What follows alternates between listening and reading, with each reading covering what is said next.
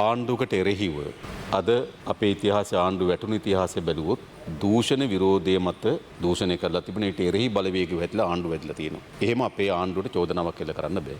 ප්‍රජාතන්ත්‍රවාදී ප්‍රශ්න කේන්ද්‍ර කරගෙන 94 දී එතෙත් තිබුණු ආණ්ඩුව බිඳ වැටෙන්නේ ප්‍රජාතන්ත්‍රවාදී කේන්ද්‍ර කරගෙන ඒ ප්‍රශ්නෙන් අපිව චෝදනාව ලක් කරන්න බෑ. මෑත කාලේ ආණ්ඩුව වැටෙන ආර්ථික ප්‍රශ්න කේන්ද්‍ර කරගෙන එහෙම කේන්ද්‍ර කරගෙනත් මේ ආණ්ඩුව තේරීව චෝදනාවක් එල්ල කරන්න බෑ. ඒ නිසා සියලු සාධනීය ප්‍රජාතන්ත්‍රවාදී විනාශ කරන ඒකට එරෙහිව සටන සාධනීය. වංචා දූෂණ කරනවා නම් ඒකට එරෙහිව සටන සාධනීය. ආර්ථිකය බිඳ වැටෙනවා නම් ඒකට එරෙහිව සටන සාධනීය. ඉතින් කිසිදු සාධනීය සටන් පාඨයක් මේ පරාජිත දේශපාලන බලවේග වලට ඉතුරු වෙලා නැහැ. ඒ නිසා පරාජිත බලවේග වල අරමුණ බවට පත් වෙලා තිබෙන්නේ එම සාධනීය සටන් පාඨ නැති වෙනකොට සාධනීය බලවේගයක් ගොඩනැගීමට ඉඩකඩක් නැති වෙනකොට ඒගොල්ලන්ගේ අවස්ථාව බවට පත් වෙලා තිබෙන ජාතිවාදී අවස්ථාවක් නිර්මාණය කර ගැනීම. ඒ නිසා පොලිසිය නීතිය වගේම මේ වගේ ප්‍රශ්නවලදී මෙන්න මේ පිළිබඳව අවධානය යොමු කළ යුතුයි. නීතිය වගේම ඒ නීති ඉටු කිරීම හරහා ඇතිවිය හැකි සමාජ කැළඹීම් පිළිබඳවත් අවධානයෙන් තමයි නීතිය ඉටු කළ යුතු වන්නේ. සමහර ශාස්ත්‍ර තියෙන අපිට නීතිය සමහර ශාස්ත්‍රවල එහා බැඳුණු දේශපාලන ක්‍රියාකාරකම් පිළිබඳ සැලකිලිට භාජනය කළ යුතුයි. මේ ප්‍රශ්නේදී දැනටමත් මම මහජන ආරක්ෂාව පිළිබඳ ලේකම්තුමාට කිව්වා නිශ්චිත මොකද්ද සිද්ධ වුනේ කියලා වාර්තාවක් එවන්න කියලා මම වාර්තාවක් ඇඳවලා තිනවා. ඒ වගේම මේ මහජන ආරක්ෂාව පිළිබඳ අමාත්‍යතුමා මේ ආරක්ෂාව පිළිබඳව මේ බුදු පිළිමය වැඩමවයි කියන තර්කය ගෙන ආවේ 11:40ට ත්‍රිකුණාමල ඒ අදාළ පොලිස් ස්ථානයේ මේ බුදු පිළිමය පොලිසියට වැඩම කිරීම පිළිබඳ දාලා තිබෙන සටහන තිබෙනවා. අර පොතේ නෝට් එකක් දානවා. ඒ නෝට් එක ඉතා පැහැදිලිව තිබෙනවා ආරක්ෂාව සඳහා තමයි මේ බුදු පිළිමය මෙතන වැඩමුවේ කියලා. ඒක මා ගාව තිබෙනවා. මට අවශ්‍ය නම් ඒක ටේබල් කරන්න පුළුවන්. තමුන්වහන්සේලා දැනගන්න පොලිස් පොතේ සටහන. ඒතර ඒක තමයි කිව්වේ. හැබැයි ඊළඟ තියෙන්නේ මොකද්ද? හරි ඒක ගෙනාව. ඊට පස්සේ තියෙන්නේ මොකද්ද? ඊට පස්සේ තියෙන්නේ මේ බුදු පිළිම වහන්සේ පොලිස් ස්ථානයේ වැඩම කරලා තිබෙනවා නම් ඊළඟ මේ ගැටුම වෙන්නේ පොලිසිය සහ ඒ ඔය ජාතිවාදී කණ්ඩායම අතර. ඒක තමයි ඒගොල්ලන්ට තිබුණ හොඳම අවස්ථාව. ඒ නිසා තමයි නැවත එතෙන්ට බුදු පිළිමේ වඩම්මෝලා ඒ අවශ්‍ය ආරක්ෂාව ලබා දීලා තිබෙන්නේ. දැන් ප්‍රශ්නේ තියෙනවා අධිකරණේ. ඊට පෙර ඊයේ දිසාපති කාර්යාලය සාකච්ඡාවක් පැවැත්විලා මෙතන ඔබ කියු පරිදිම මේකට පැරණි ඔප්පුවක් තිබෙනවා 2013 වගේ 2014 ලබා දීපු ඔප්පුවක් තිබෙනවා. ඔව් බලපත්‍රයක් තිබෙනවා.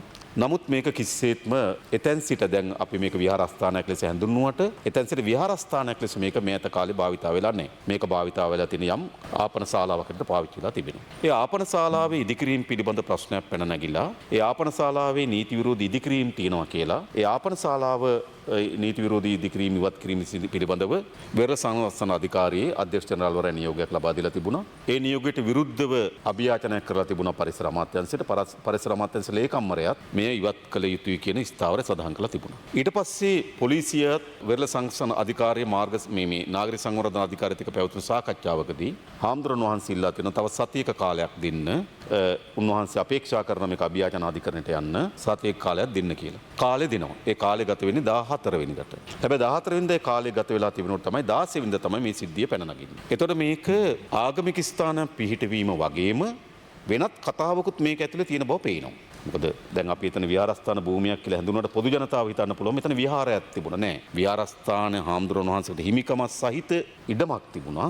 නමුත් එතන ආගමික වතාවක් කරන ස්ථානයක් තිබුණේ නෑ. ඕක තමයි ඇත්ත කතාව. ඊට පස්සේ සිද්ධිය වුණාට පස්සේ දිසාපති කාර්යාලය සාකච්ඡාවක් තිබුණා. දිසාපති කාර්යාලය සාකච්ඡාවේ දෙකඟතාවයකට ආවා. මෙතන නියමිත මිනින්දෝරුවෙක් දාලා මේ ඉඩම බෙදලා ඉඩම හරියටම මැනුම් කටයුතු කරලා වෙරළ සංරක්ෂණයකට අයිති කොටස කෝකද ඒක එහාට නම් කරලා දෙන්නත් පන්සලට අයිති භූමිය නම් කරලා දෙන්නත් සාකච්ඡාවකට ආවා ඊයේ. නමුත් ඒ සාකච්ඡාවෙන් තමයි අර පරණ නඩුවත් එක්ක අධිකරණය මේක ආවා. අධිකරණය දීලා තියෙන නියෝගය තමයි අලුත් ඉදිකිරීම් කිසිවක් කරන්න එපා. තිබෙන ඉදිකිරීම් ඉවත් කරන්නත් එපා. අධිකරණයෙන් තීන්දුවක් ලබා දුන්නාට පසුව අපිත් ඉන්න ස්ථාවරය පන්සලට හිමි භූමිය වෙන් කළා දුන්නාට පස්සේ ඒකේ ඒ අදාළ වැඩ කටයුතු කරන්න පුළුවන්. හැබැයි දැන් තියෙන්නේ මොකද්ද?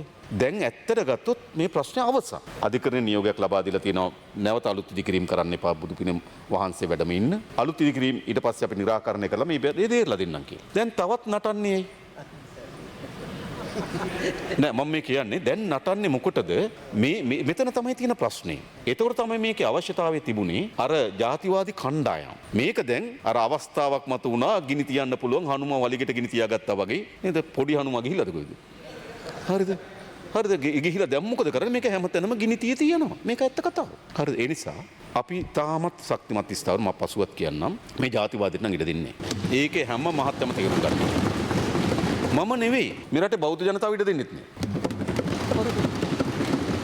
මේ රටේ හින්දු කතෝලික මුස්ලිම් පොදු ජනතාව ජාතිවාදයට ඉඩ දෙන්නේ. හරිද? ඒ නිසා කවුරු හරි උත්සාහ කරනවා නම් නැවත පැරණි ජාතිවාදී නාඩගම් මේ රටේ ඇති කරන්න ඒක ඉතිහාසයේම විතරයි. ඒ මාතෘ හොඳට තේරුම් ගන්න ඕන. ඒක වර්තමානයක් නෙවෙයි, ඒක අනාගතයක් නෙවෙයි. අපේ රටේ අනාගතයේ දේශපාලන න්‍යායපත්‍රය ජාතිවාදී මත ලියවෙන්නේ නැති බව, වර්තමාන දේශපාලන න්‍යායපත්‍රය ජාතිවාදයෙන් ලියවෙන්නේ නැති බව ඒ මාතෘ තේරුම් ගන්න ඕන. හරිද? ඒ නිසා ඒක තමයි සිද්ධිය.